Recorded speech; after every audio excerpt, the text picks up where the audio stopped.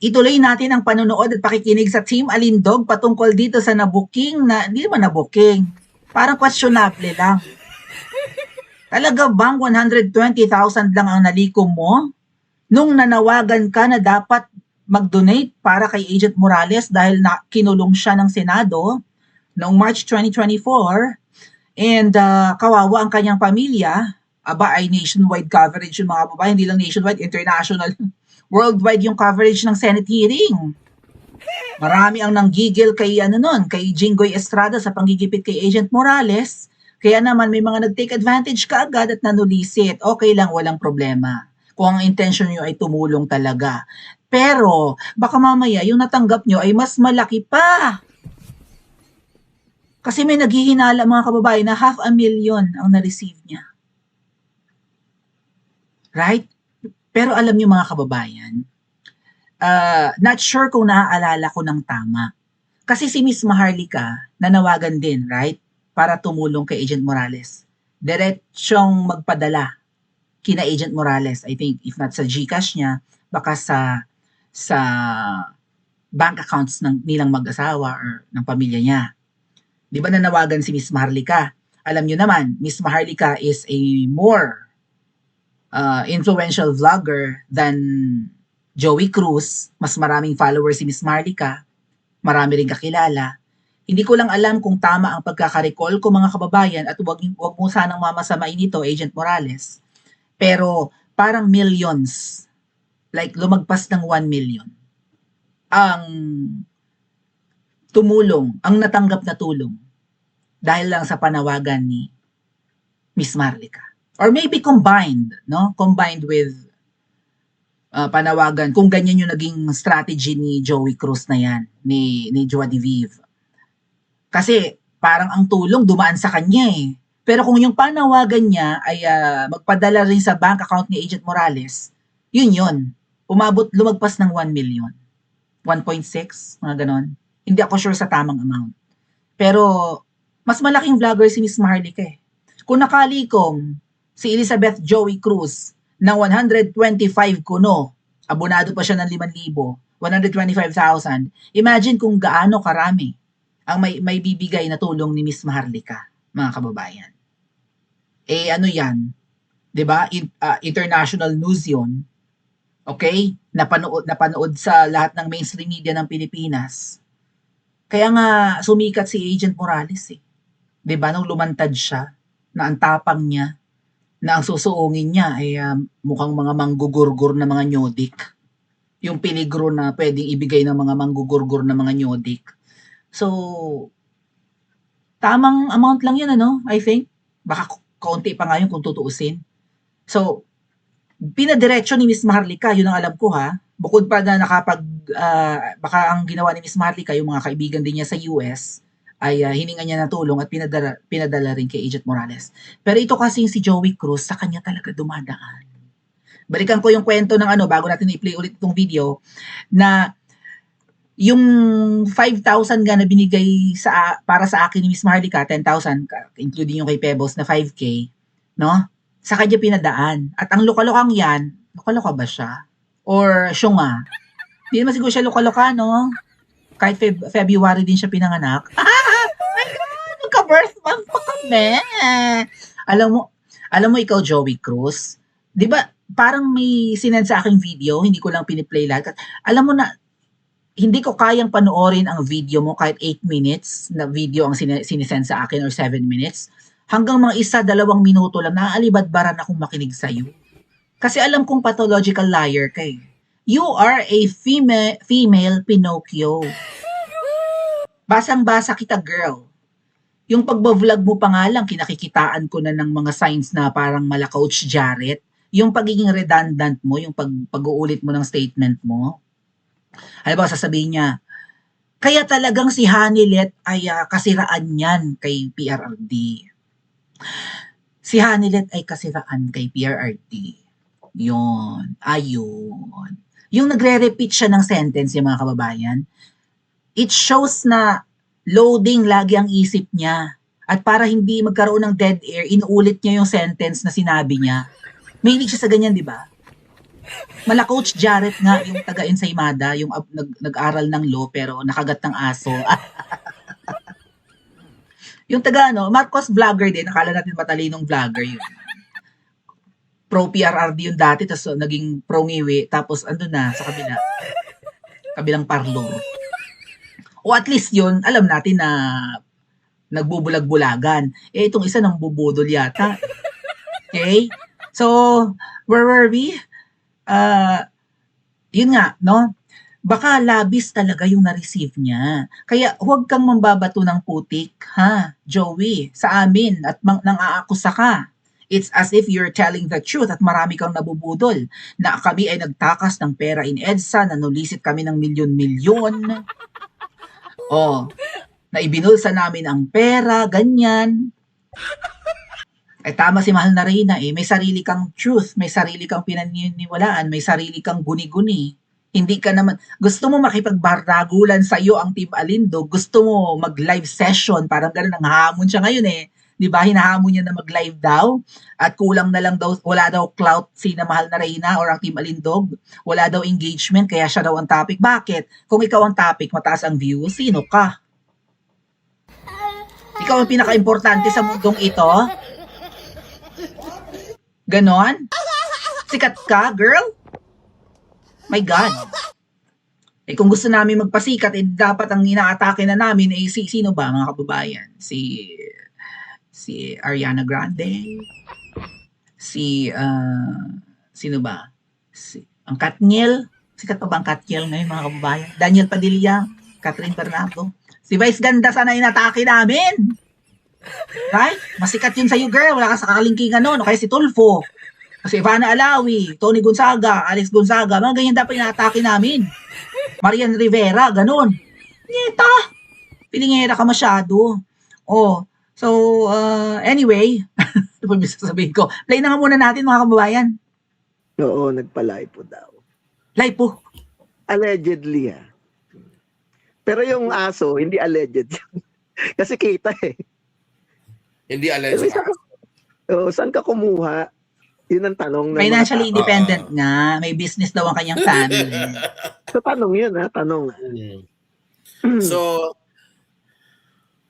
tawag nito. So, ayan. So, ito nga yung pinadala, Tapos, sabi ni Yumi, hindi ba, 500, actually, chinek ko yung GCash. Ilan ba yung GCash? Naandito pa. So merong ang tier ng GCash transaction limits are the following. Merong basic, yung wallet limit is only like 10,000. And yung incoming and outgoing is only 5,000. And then other than that, hindi na aasikasuhin ng GCash. The next one is fully verified and that's 100,000. May plus. So yung incoming and outgoing, naka-GCash plus sila kasi ako naka-GCash plus ako Right. So yung number 2 is standard level, 100,000. Yung number 3 is GCash plus. That's 500,000. Incoming is 500,000. Ang limit on a daily basis is 100,000. Tapos merong GCash Platinum is 1 million. So in my mind, sabi ko, siguro kako talagang GCash Plus siya. Pero si Yumi kasi, sabi ni Yumi, alam mo ano yun, 500,000 ang limit. What do I know about GCash? Yeah. The only little thing I know about GCash is that yung maliit kong GCash na iniwanan ko dyan na sinara ko na nga So I thought it was, sabi nga ni Yumi, kung 500,000, right? So that means, di ba 125,000 yung niremit niya? Di ba? So what happened to the difference? Meron pang difference. Kasi nga, nag-PM says na 150,000 diniposito sa BDO kasi nga nag-exceed na daw yung sa GCash. Ito yung PM. Actually, tingin ko nung that time, hindi yan naka-GCash plus Hindi yan I think even now. Hindi, normal lang na GCash yung meron siya. totoo ito. Salamat po. Sino to? Reply ni Si Agent Josie. Morales. Sir JM, if 125 lang ang naibigay sa'yo ni Joey, maliit yan talaga. Kasi una, Oo. madami pong mga DDS ang nahaplos Totoo. ang puso. Totoo. Emotional Totoo appeal, yun. di ba? Sa ginawa nyo at very generous po ang mga DDS.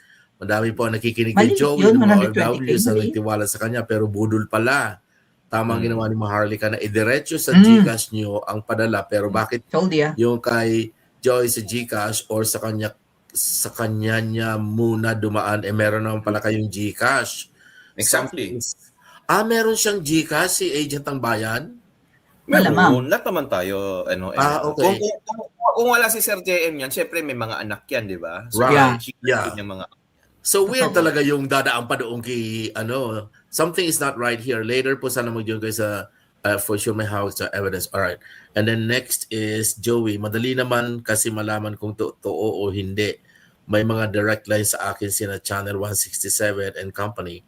Lalo na sa mga taga EFG at pwede kami makapag-usap ng seryoso at totoo.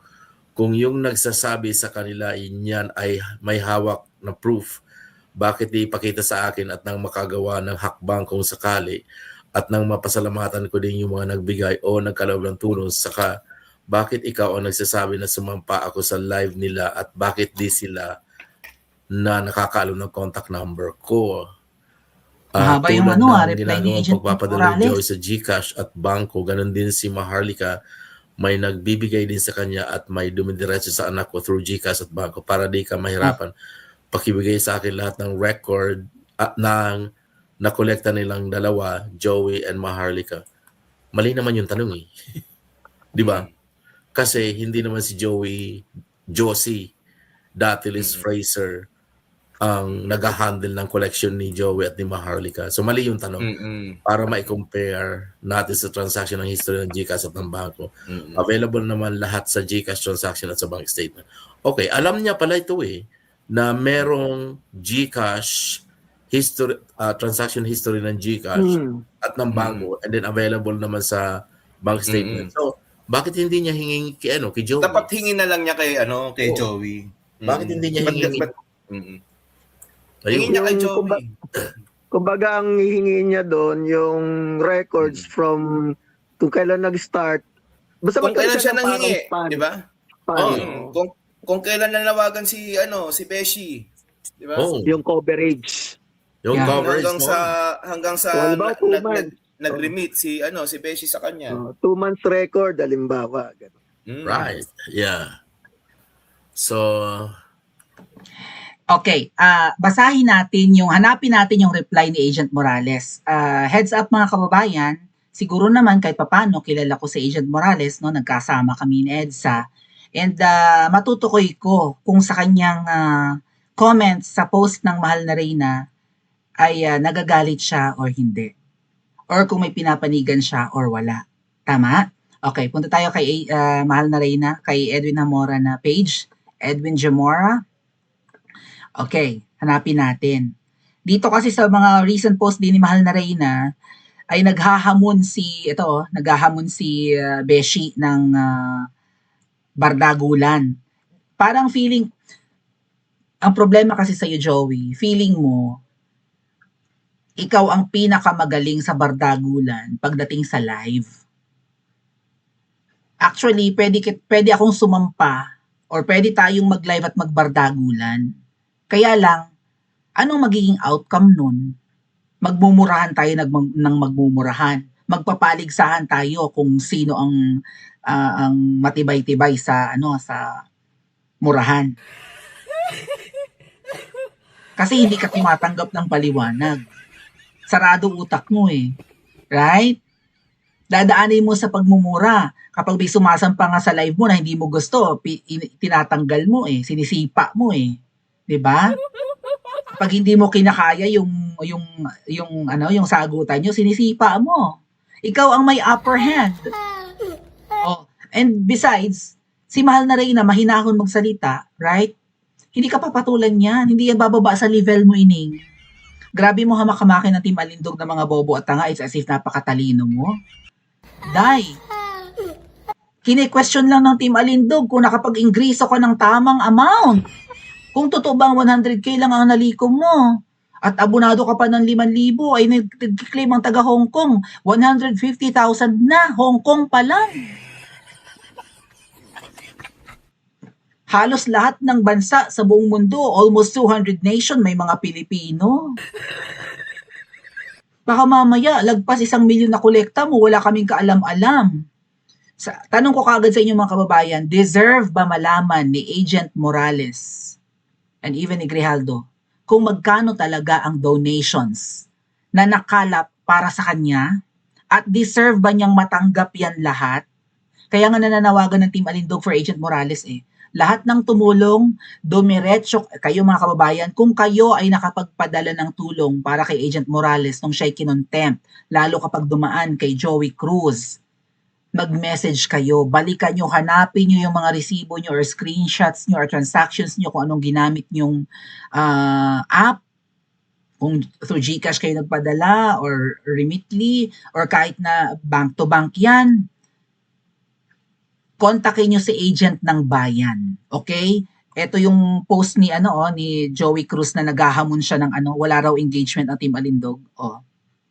Akala ko ba wala na tong page niya? Yan din ang tanong ni Mahal na Reyna kanina.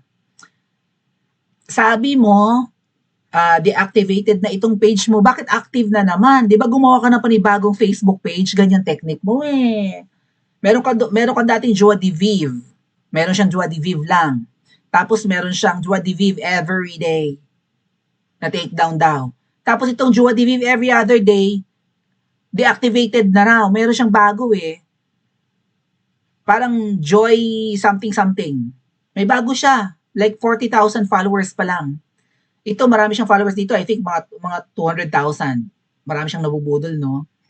Ba't active na naman? Nakakapag-post na naman. Akala ko ba deactivated na yan? Akala ko ba na mass report yan? Ba't kami pag namamass report, hindi talaga namin ma-revive? Na. Ilang accounts ko na ang na-take down, mga kababayan? 3, 4? 4. O kaya ako gawa ng panibago. Yung kanya parang nagbubura lang ng mga conversation. I don't know. Tapos activated ulit. Wala na kayo engagement. Bibigyan ko kayo ng engagement. Debate, harapan, with resibo. Putang ina nyo. Kung magmumura ka, lagyan mo ng exclamation mark. Bakit? Tama, di marunong makinig, mga kababayan. Teacher na nagsasabi sa kanya. Gumamit ka ng exclamation point kasi galit ka. Yung word na putang ina na yan, may gitling yan. Right? May gitling yan sa gitna. Hindi yan hiwalay na word, Kala ko matalino tong isang to. Kaya ka hindi pumapasa sa Kaya ka bar flunker Kaya hindi ka pumapasa sa bar exams. Sa written communication, lagapak ka na. Sa akin, sa standards ko pa lang, lagapak ka na. Diba? Putang ina ninyo. Hindi ramdam, lagyan mo na exclamation point. Putang ina ninyo! Hayop kayo kayo ramdam! Babata nga! Ganon. Debate harapan. Anong debate harapan? Ang yabang-yabang mo. Hinamon mo ko, naghamunan tayo ng August 8, 2025, magkikita tayo in EDSA. Maghahanap ng gym sa loob ng Robinson's Galleria para legal mong mabali ang kamay ko. Hindi ka sumipot! At kadami mong pautot, ang dami mong dinideflect mo Nag-agree ka, Magmi-meet tayo, maghaharap tayo. Even si Pebos, hinamon ka ni Pebos. Pumunta ng liwasan, dala niya yung kanyang negative na drug results. Dahil inaakusahan mo siya na addict. Nagpa-drug test si Pebos. Dala niya ang resulta. Thank you po, Onelo Yerbistondo. Negatibo. Ibig sabihin, walang trace ng droga ang katawan. Hinamon ka niya magkita iliwasan. Hindi ka sumipot. Matapang ka lang sa social media. Pero sa harapan bagang buntot mo. Naghamunan tayo, deal na nga, sarado na ang deal, nag-agree tayo sa parehong date, August 8, 2025, hindi ka sumipot kung ano-anong pautot mo. Totally, hindi pa bali ang kamay ko ngayon. Di ba? Sabi mo, you can legally break my arm. Gustong-gusto ko mabali ang kamay ko eh. Hindi mo nabali. Maganda pa rin ang kamay ko. Barbie arms pa rin. Pa yan. Oh. Anyway, punta tayo dun sa tayo natin hanapin yung reply ni Agent Morales, mga kababayan. Asaan? Scroll nga ni Gid. Oh, ano yan? Ano mga ganap niya? Mga ito yun, di ba? Oh, yan. Tingnan natin, ha? Sana makita ko yung comment ni Agent Morales. Ayan, Agent ng Bayan. Hindi, may mga nagtatag kay Agent ng Bayan. Dito kaya yun? Sana makita natin, no? Oho. Ay, sino tong Princess Maui? Ang galing niyang mga akusan na Team Alindog ang scammer, ha? Pero wait, parang siya yata yung scammer. Sino yung Princess Maui na yan? Naka-follow ba kayo dyan?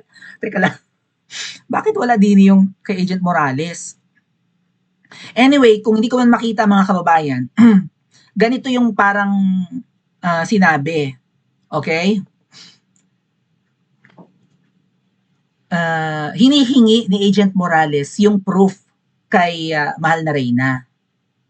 Sabi niya, parang gusto niyang malaman kung gaano talaga yung nakolekta or gaano kalaki yung nakolekta ni Elizabeth Joey Cruz, pati ni Miss Maharlika. Tama? Nabanggit si Miss Maharlika? Gusto niyang malaman kung magkano talaga yung nakolekta para daw mapasalamatan niya yung mga nagbigay. So, gusto niyang malaman kung magkano talaga yung nakolekta ng dalawang tao, Miss Maharlika and Joey Cruz. Sa tingin ko dyan, mga kababayan, kasi kinakampihan ni Agent Morales si close sila si Agent Morales.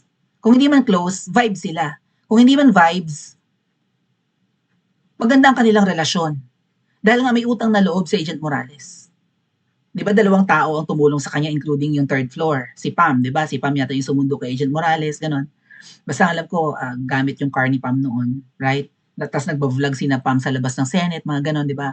Pero pagdating sa fiscal aspect, ang tumulong kay Agent Morales ay si Bida-Bida at saka si Miss Maharlika. So, para balanse, gusto ring malaman ni Agent Morales kung magkano rin ang nakolekta ni Miss Maharlika para sa kanya. Nag-i-insinuate ba siya na may ibinulsa rin si Miss Maharlika, mga kababayan? Kaya comment nga dyan. Ganun ba yon? Kung may binulsa si Joey Cruz, may binulsa rin kaya si Miss Maharlika? Pero hinihingi nga niya kay Mahal na Reyna. Bakit ikaw ang naghahanasyanas nito? Anong patunay mo? Parang ganun yung punto ni Agent Morales, no?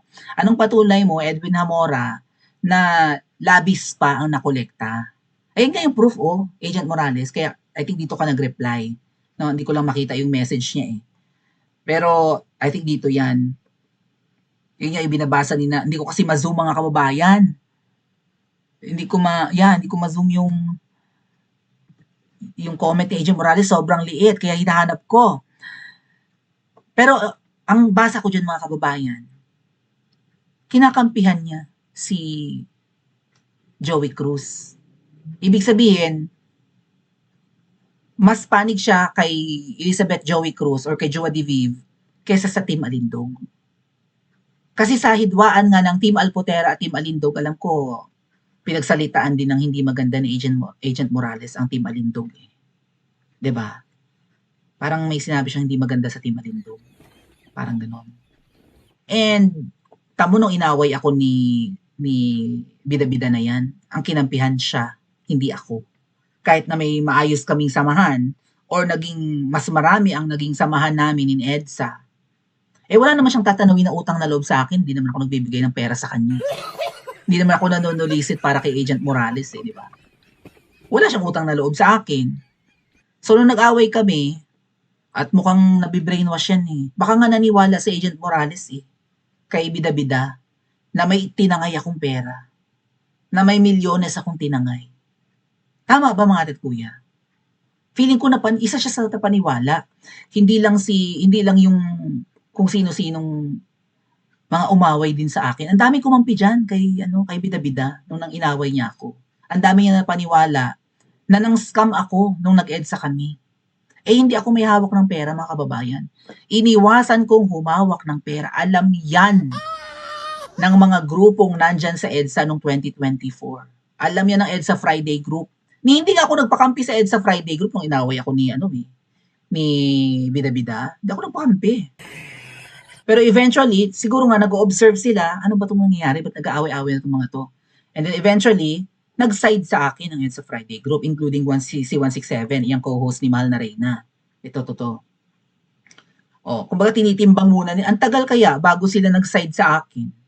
Kasi siguro, nung una, since marami nga ang napapaniwala, 'di ba? Takot sila na na bumatikos kay Joa de Vive.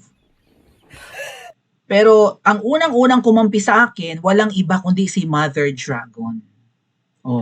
Kita nyo yan? Hindi ako nagpakampi dyan.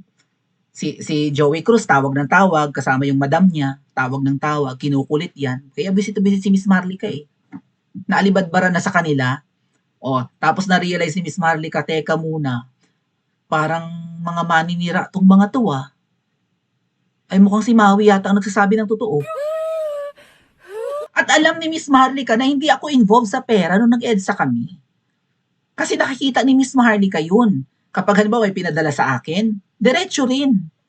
Binibigay din namin kay Miss Marlica yung screenshot. Eventually, umamin si Miss Marlica na parte siya ng EDSA Friday Group, tama? Miss Marlica is part of EFG, mga ate at kuya. May iba pang mga taong part niyan. Nagulat si Libag dyan, mga ate. Akala niya ang EDSA Friday Group, putyo na grupo lang doon sa EDSA. Kasi nga kapag nagla-live kami doon, 10 lang kami, wala pa kami 1 dosena, konti lang kami, di ba? So, nagulantang siya. Kaya siya galit na galit kay Miss Marlica. Ako ang kinampihan. Tapos si Kati B, nakumampi sa kanya, sa akin din kumampi eventually.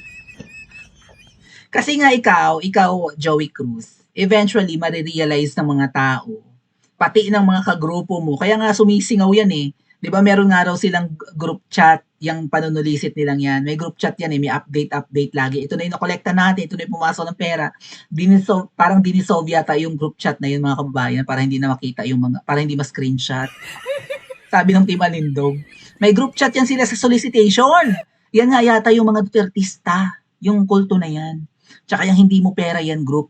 How ironic, mga ate at kuya, na ang tawag nila sa grupo nila, hindi mo pera yan group. Dahil binabatikos nila yung MOOE ng mga politiko. Pero parang sila involved din sa anomalya sa pera.